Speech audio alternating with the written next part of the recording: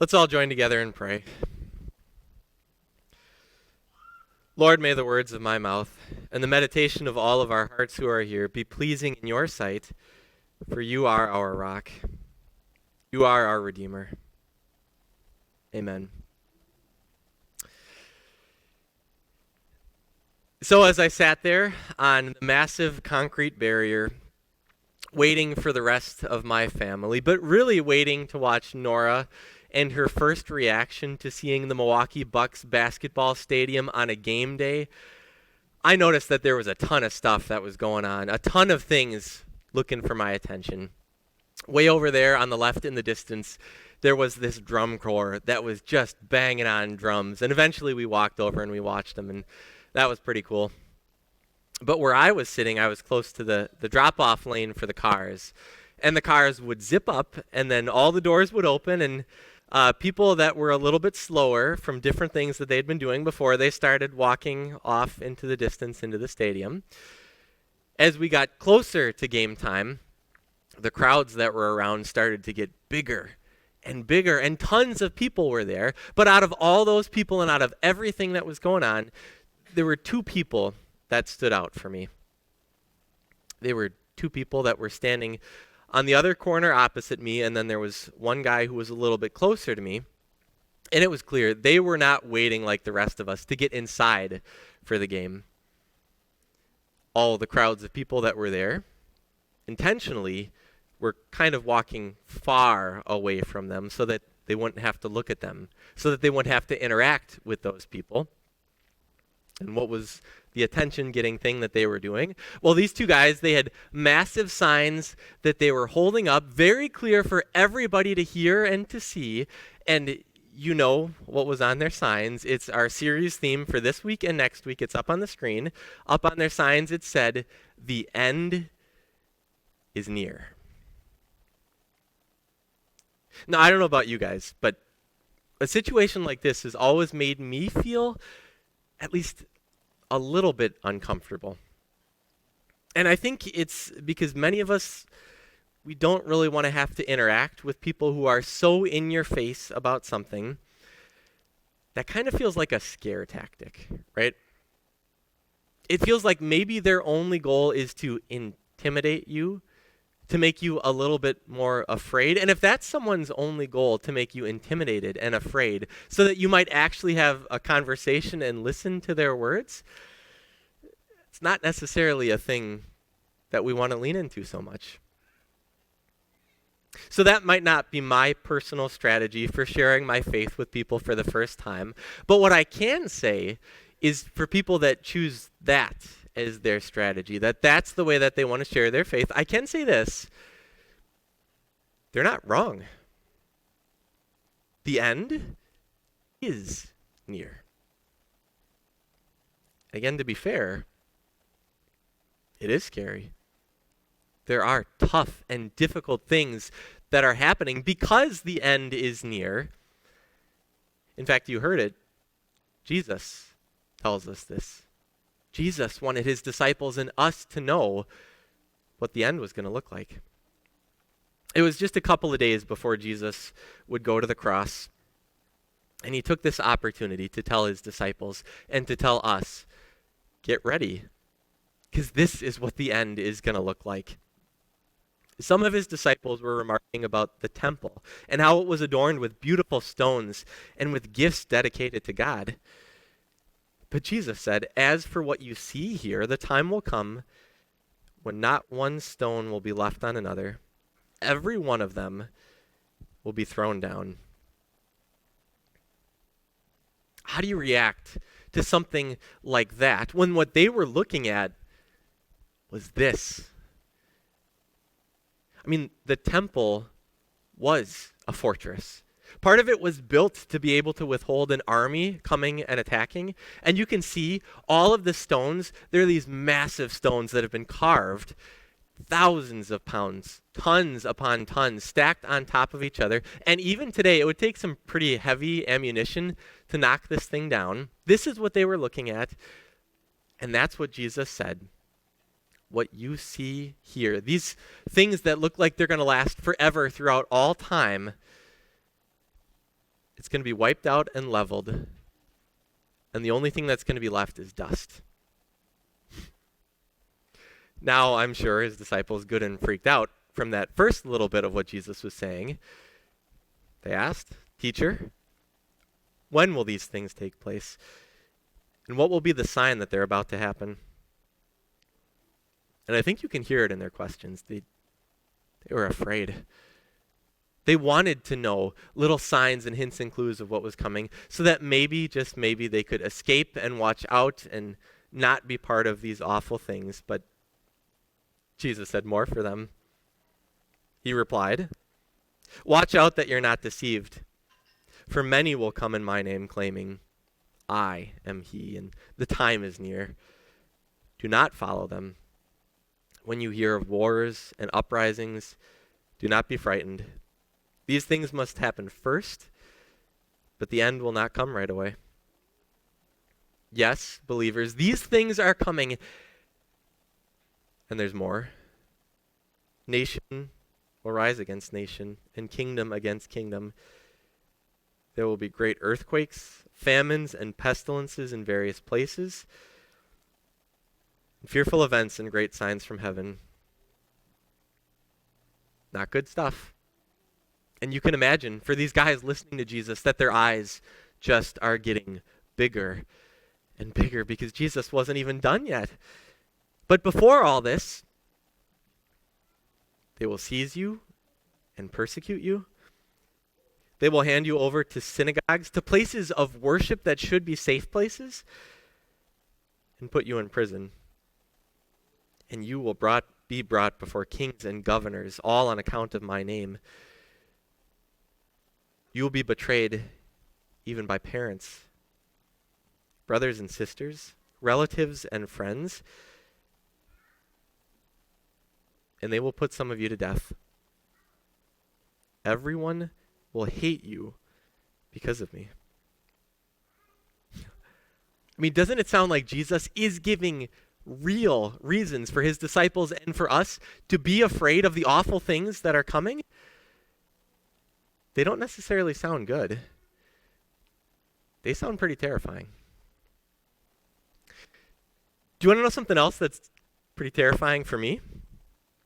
It's not the car, not Tesla in itself. What's terrifying for me is if I ever would get in one of these things and put it on autopilot and then take it onto the freeway. Whoa. I mean, how many of you could do that and feel comfortable? Nobody? Good. A couple. Sam, thank you. At least one person. You're bold. You're brave. Good for you, Sam. I couldn't do that, right? Imagine how it would feel knowing that this car is driving you as you get onto the freeway and it starts speeding up to 70 miles an hour and you start cruising. I know what I'd be doing. I'd be gripping onto the seat down there and the handle up there, and you see the accident coming up and you feel that thing slam on the brakes. You're going to start thinking the end is near as you're sitting in this car, right? No. If I'm going to be in a dangerous situation, like a car on a freeway with big and bad stuff coming up, where do I want to be? I want to be sitting up front. I want to have two hands on the wheel. If bad and scary things are coming up, I want to be in the one who's in control, watching over what's going on in front of me. I wonder if Jesus' disciples were starting to feel a little bit like that as they listened to his words about the end. I wonder if they started making plans in their heads how they were going to deal with all of what was going on. But I think more than that, I think they were wondering if Jesus knows all of this, of what's coming up, if the one that we've watched work miracle after miracle knows all of this, why would he let this happen? Why would he let us go through these awful things too? I think that they must have struggled listening to him because questioning God is something that is pretty easy to do, right?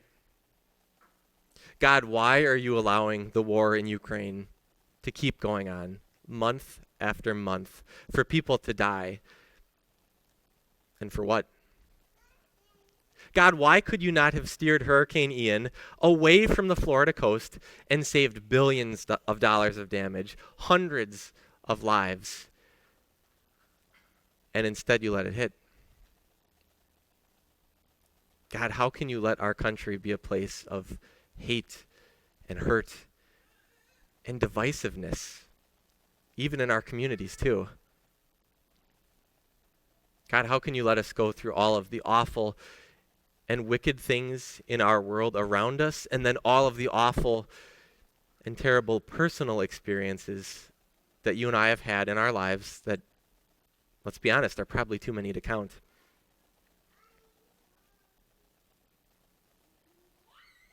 We question God. We wonder, if God is God, how could he let any of this happen? But I think if you want to question God, if you want to get personal with God and ask him about his plans and how he's doing stuff, I think really you got to get personal with yourself first too. Because the question that you and I need to start with really isn't, God, what are you doing? It should be, God, how come you don't destroy me? How come you don't wipe me off the face of the earth?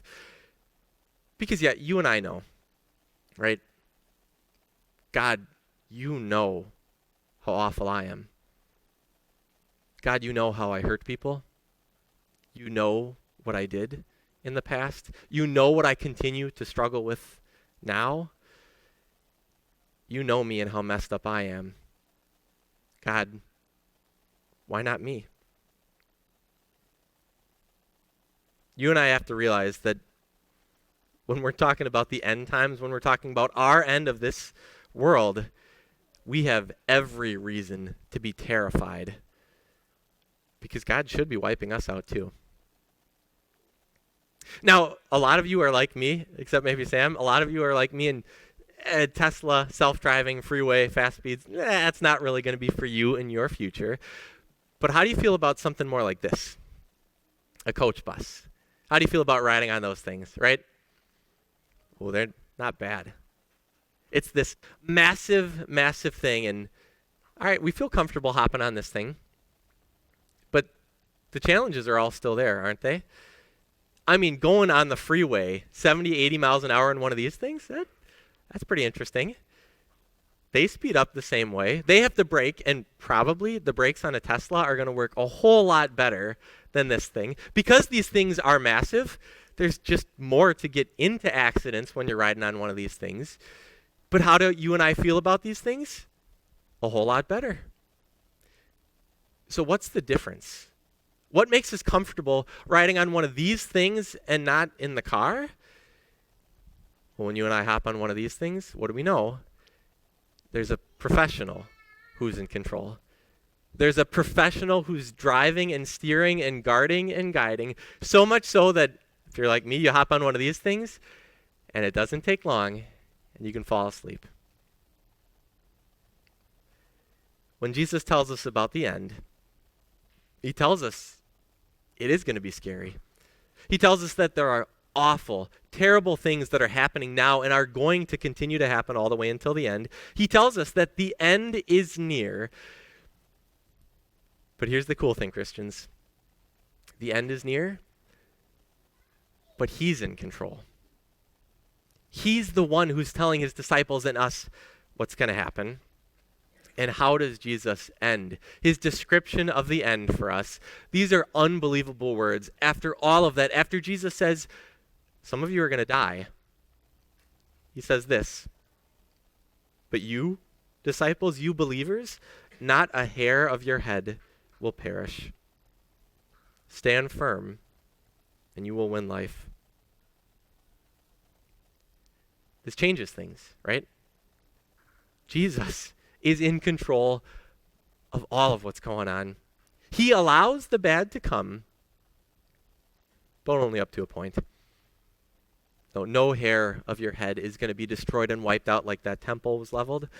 No, the end for you and I means the end of wickedness, the end of the awful things in this world. It's not going to last. it gets destroyed. Everything bad we know, everything bad we've lived, all the bad things that we've contributed, every doubt about the goodness of God, the end for us is the end of all of that. Because Jesus brought sin to an end when he used some of his last words to say, "It is finished." That's the end for us. Jesus is in control so that all of this, when it happens, for us, what does that mean? We get life. A couple months ago, I got to knock off one of the bucket list things that I've had on a bucket list for a long time. It's something that I've been waiting years to be able to do, and finally, my brother-in-law gave me an excuse to do it. I got to go skydiving for the very first time. And yes, I'm doing it again, and anybody and everybody that wants to join me on my next time, come. It's going to be fun. But here's the thing that was most surprising to me as I went through this experience. What was crazy for me is just how safe I felt through all of it. There never was this rush of fear that hit me in any of it. When it was my turn to edge up to the door and fall out of a plane from 10,000 feet, I didn't hesitate even for a single moment. And as I was free falling through the air at something like 120 miles an hour, I was at peace with all of it. Why? How? How could any of that be reality for me? Even on my first time, well, because I wasn't alone on any of this. If it were up to me, I would have been freaking out. It would have been bad.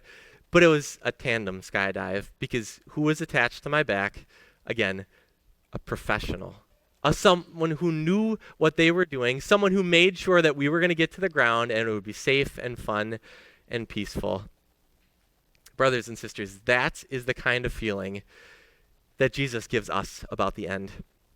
You and I can live in these awful end times without fear or pressure or anxiety through any of it because we know Jesus has this in his hands. Jesus is the one who's holding us up through all of it too. Did you hear what he said?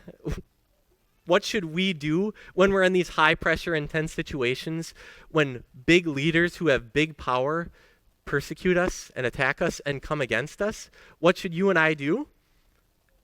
Nothing. So you'll bear testimony to me, but make up your mind not to worry beforehand about how you'll defend yourselves. For I will give you words and wisdom that none of your adversaries will be able to resist or contradict. Jesus tells us, don't even prepare. Don't do anything. I got you. He reminds us in all of this, he's in control. And that means no fear. No fear when you see the people with the signs. No intimidation, no anxiety for you.